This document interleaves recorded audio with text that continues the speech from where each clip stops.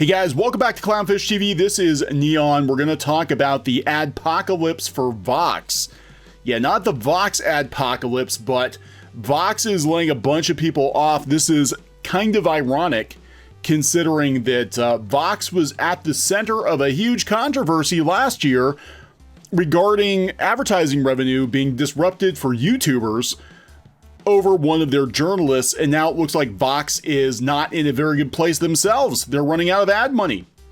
This is coming from TechCrunch. Vox Media is cutting pay and furloughing 9% of their employees for like 3 months. And I think there's going to be more. So Vox Media is making a number of cutbacks in response to the fallout from the pandemic. In addition to Vox, the digital media company owns properties including Curbed, Eater, Recode, SB Nation, and The Verge. And they acquired New York Magazine last year. I didn't know about that. So the staff memo obtained by TechCrunch CEO Jim Bankoff outlined several cost-cutting measures, but no outright layoffs. The measures include furloughing 9% of employees from May 1st through July 31st. That's a long time. Bankoff said this will include some employees in sales support, production, events, IT, and office operations, along with editorial staff at SB Nation and Curbed. He also said affected employees will retain their company health insurance. A lot of companies are doing that. Disney is doing that. Basically, they're keeping these employees on the back burner to see if they actually need them again. I don't know. I think these companies, when they come back online, like Disney, like some of these other media outlets, are going to realize they didn't really need as many staffers as they thought. So here we go. In addition, the company is freezing wages through the end of 2020, pausing its 401k match, reducing hours for 1% of employees, and cutting salaries during the same 3-month furlough period for employees making more than $130,000 per year. Holy shit. Is that the journalists are making that much money? The cuts start at 15%, with Bankoff and Vox Media president taking a 50% salary reduction. So here's what Bankoff wrote. We've already seen a decline in our business. Weakness in March driven by the cancellations of South by Southwest and March Madness, the collapse of travel, sports, and fashion-related advertising, and other factors led us to miss our revenue goals by several $1 million in the first quarter alone. The impact will be significantly greater in the second quarter. While expressing the severity of the decline, it's also important to know that we will rebound. I don't know about that. Are you sure about that? We don't know when or to what extent a rebound will occur. I'd be overjoyed if it happened quickly, but we cannot bet our company on these hopes. Update, the Vox Media Union has been tweeting.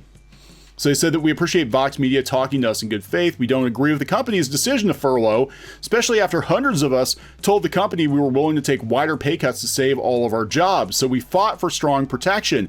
We want a guarantee of no layoffs, no additional furloughs, and no additional pay cuts through July 31st, along with enhanced severance for any layoffs that occur in August, December. The company has also agreed to reduce the number of furloughs.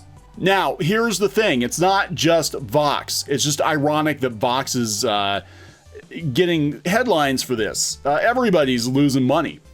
We've been talking about this. We talked about comic book sites being affected. Comic Book Resources apparently is hurting right now, and they've been dropping their freelance rates. I don't know what's going on behind the scenes, but I would not be surprised if at the end of all of this, whenever that is, if it's summer, fall, next year, whatever, that we see significantly fewer digital media outlets because the ad revenue is not there. That's what's propped all of this up, is advertising revenue. And that's really what is at the end of it, I believe, is what was behind the Vox Adpocalypse, that we had some jealous bitches from blogs who were angry that YouTubers were making the money that they think they should be making.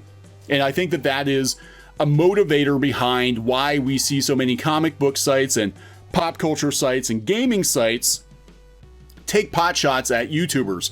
It's not just because of politics. People have had differing politics for years, and there have been extremists on both sides for years. It all comes down to ad dollars, because more and more advertisers are using video. They're going to YouTube. They're taking their ad spend and they're going to YouTube.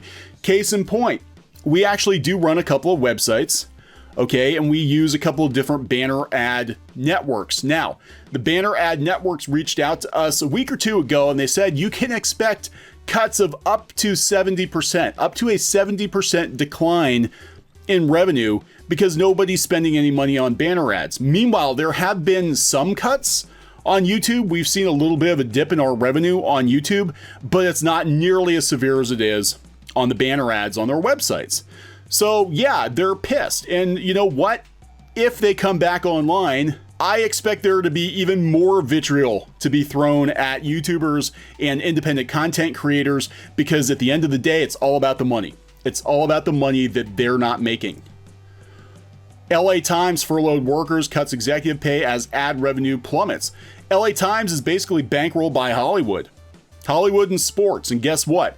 Hollywood and sports are dead in the water at this point. Travel's dead in the water at this point. So a lot of that ad revenue has just completely evaporated. And when you've got large operations like this, where you've got hundreds of people working for you and you've got all these expenses, you're going to have to cut some people. Absolutely.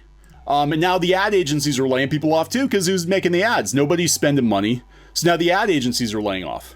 And once again, you've got independent content creators out there with small blogs or YouTube channels, and they're still making some money, and they're doing it with minimal overhead. I mean, for God's sake, we work out of the corner of our house, and we actually get, and this isn't to brag, I'm just saying, we're a relatively small channel. We work out of the corner of our house, and we get more views than some of the channels that are official channels of these media outlets. Again, CNBC, majority of publishers say advertisers have canceled or paused campaigns. They're not going to come back online for a while. I don't think they are, because the way advertising works, I worked as a marketing manager for years. We had a couple times a year that we would do our ad spends for the year, and it was usually quarter to quarter or annual. And, if they miss the boat this time, they're probably not even going to spend money until this fall or next year. So again, I think you're going to see sites like Vox, BuzzFeed, Gawker, or GeoMedia, IO9. I think you're going to see a lot of the weaker websites get taken out because they don't have the ad revenue. And frankly, they depend on the ad dollars, right? And we've seen this too. We were talking before about how a lot of the sites that were shill media sites for Hollywood, now that Hollywood has stopped paying them, they've completely turned on Hollywood. Now they're trying to be pro-fan because they see it was working for YouTubers, right? But it's not really working for them, because people remember just a year or two ago, you were calling us names. Now you're going to pretend that you're on our side because Mickey Mouse stopped cutting you a check. We're not going to forget about that. This is going to be the worst thing for advertising since the last recession. It's going to be worse than the last recession. I agree. I have never seen ad rates drop 70% virtually overnight. Now, here's where it gets interesting. Again, it's ironic that Vox is on the receiving end of this. Because really, at the end of the day, you can argue it was about politics or whatever. A little backstory about this. And this article actually does a pretty good review. This is from the Post Millennial. Vox Adpocalypse, a story of elitism, not politics. So in recent days, this is last year, the Vox Adpocalypse have been the talk of the internet. For a quick recap, Vox video producer Carlos Maza, and we're going to talk about him, tweeted at YouTube to remove conservative commentator Steven Crowder from their platform. YouTube looked into the matter and determined Crowder did not violate their code of conduct, but eventually demonetized him anyway, probably from media pressure from Vox. YouTube, how it seems to work is they don't really do anything until the media gangs up on them. Kind of like they did with PewDiePie. Like, they let things go. They didn't really get involved. But then when you had hit piece after hit piece after hit piece, and they knew it was going to take they were going to take a hit to the wallet with their advertising revenue, then they cave, and they usually throw the creators under the wheels of the bus. Many were quick to call out YouTube for their supposed anti-conservative bias, seemingly following the trend of anti-conservative bias at Twitter and Facebook. Silicon Valley has gone out of its way to silence conservatives on the platform. AdScore, this is their opinion, it isn't about Crowder's belief in the free market. The core of the issue wasn't a political battle, but a battle for the soul of the internet, and, in my opinion, a battle for ad dollars. Again, agencies are spending more and more money on YouTube every year, on video ads every year. They're not buying banner ads like they used to. Okay, so these, I hate to call them legacy media outlets because they're not newspapers. Some of them are, but they're, digital media sites that have been around for 5 or 10 years, have been bankrolled mostly by venture capital. Venture capital is drying up. You can only get by for so long on venture capital. Now they got to turn a profit. Well, the only way you're going to do that is to get advertising. And if people aren't going to your website, you're not going to get advertisers. Hence all the clickbait, which sometimes I don't think they actually believe it. Yeah, I think they just type this stuff just to get hits. But they're going to YouTube instead. So there's been this rivalry. There's been this rivalry between YouTube and blogs for the last couple of years now. The pinnacle of this was in the toppling of PewDiePie, an independent alternative creator who skyrocketed to the highest subscription count on the whole site. PewDiePie was the embodiment of the old YouTube ethos. He was a guy with the camera making videos. However, in 2018, a coordinated effort among the mainstream media emerged to slander him as a Yahtzee. That was one of the adpocalypses. Was, oh my God, PewDiePie is a Yahtzee and he's working with Disney. At the time, he was with Maker Studios, which we used to be part of. Another channel used to be part of Maker Studios. And that led to the collapse of advertising revenue for a lot of channels, led to the collapse of Maker Studios. Disney cut loose everybody from Maker pretty much, kept a couple of people, but it definitely hurt creators. And then, we had the drama with the children's, children's content. Again, that was kind of a non-issue, and that became an issue, and that was another one that the media jumped on to try to attack YouTube. And then we had this guy, Carlos Maza, for Vox, going after Steven Crowder, which led to what a lot of people called the Vox Adpocalypse, which, hurt creators too. Well, Carlos Maza, who tried to pretend that he was for the people, he said on many, many times that he's for the people, right? He's the people's reporter. Turns out that Carlos Maza, who spent most of his time attacking rich people himself, comes from a very, very wealthy family of billionaires. So it turned out that he actually was the fraud. He's a fraud. He's a socialist who comes from a wealthy family. And there are a lot of these. There are a lot of these in Hollywood, too. These people are millionaires spouting off about socialism, but I'm like, well, then start with yourself and give all your money away. And they never do that, right? He got the boot from Vox, after this. So it kind of blew up in his face. Now he's out there begging on Patreon. But then Twitter turned around and tried to go after the guy who wrote the article exposing Maza as a fraud.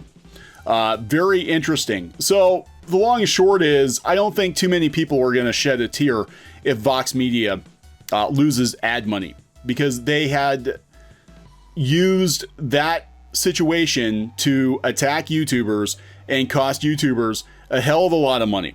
Even people that didn't even have a dog in the fight, the platform, the advertising revenue was disrupted for a while. Okay. And the whole purpose was, it had nothing to do with politics. It's because sites like Vox are jealous ass bitches of YouTubers who can do everything they do with a staff of like 200 or 300 people. They can do it from their bedrooms, and they make them look bad. And that's what this whole thing is about. It's just a bunch of jealous whiners. And now look at this. You're not going to have any money either. I would suggest to any digital journalist working for sites like Vox and BuzzFeed and Vice and IO9 and all these others that you better find a backup career, because I don't think they're going to be around much longer. And I think even if they survive, they're going to be paring back on their staff because it's not sustainable. It hasn't been sustainable. And the venture capital has run out, and the advertising revenue has run out. And you guys might have to learn the code. Hey guys, thanks for watching Clownfish TV. Please consider supporting the channel. Go to clownfishsupport.com. That's clownfishsupport.com. And if you want to join our community, go to clownfishtalk.com. That's clownfishtalk.com. Please subscribe, ring the bell for notifications. We will talk to you next time.